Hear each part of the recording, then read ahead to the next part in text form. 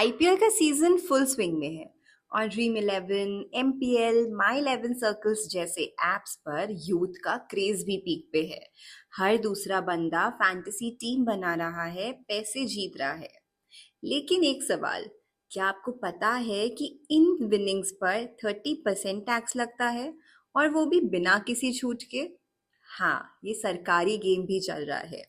और आज के इस वीडियो में मैं आपको ऑनलाइन गेमिंग विनिंग्स पर लगने वाला टैक्स और टीडीएस रूल्स को बहुत सिंपल तरीके से समझाने वाली हूँ।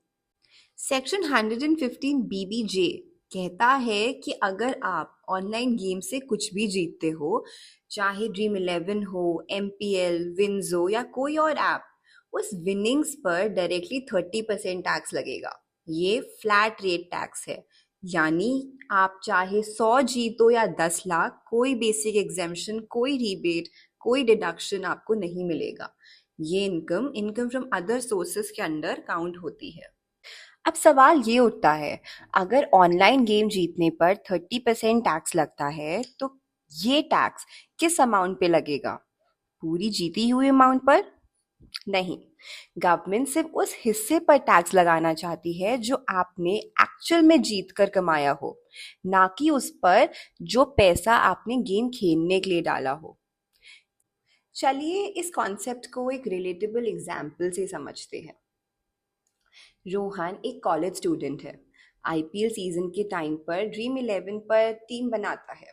अब अप्रैल से जून के बीच उसने 2000 वॉलेट में डिपॉजिट किए, यानी गेम खेलने के लिए खुद का पैसा डाला।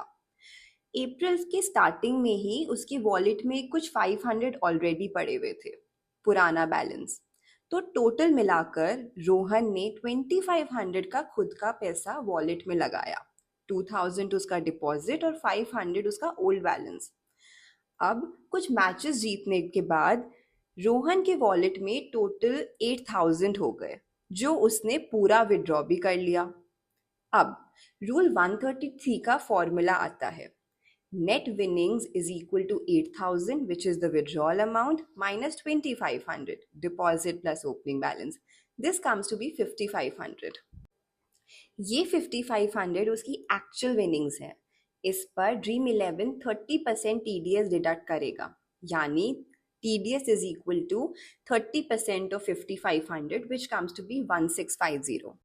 एंड अकॉर्डिंगली रोहन के बैंक अकाउंट में क्रेडिट होगा 8000 नहीं पर 6350, और 1650 गवर्नमेंट को चला जाएगा एज टीडीएस।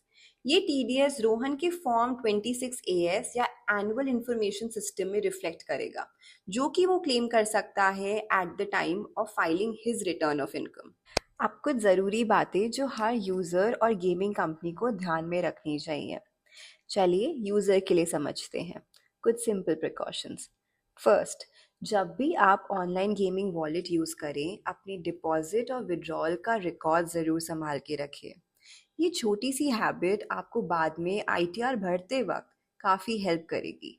हर फाइनेंशियल ईयर के एंड में अपना फॉर्म 26AS या AIS चेक करना ना भूलें। देखिए कि प्लेटफॉर्म ने जो टीडीएस काटा है वो सही अमाउंट से काटा है और वो रिफ्लेक्ट हो रहा है या नहीं। सबसे इम्पॉर्टेंट, पैन डिटेल्स हमेशा प्लेटफॉर्म पे अपडेटेड होनी चाहिए।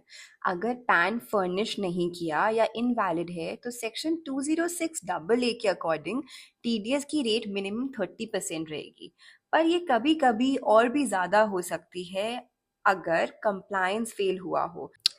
अगर आपको ये वीडियो हेल्पफुल लगा तो लाइक, सब्सक्राइब और शेयर करें। अगर आपका कोई सवाल या सजेशन हो फॉर द नेक्स्ट वीडियो, नीचे कमेंट्स में लिख के बताइए। मैं हूँ CA सोमिल सिंह। मिलते हैं नेक्स्ट वीडियो में एक और टैक्स इनसाइट के साथ।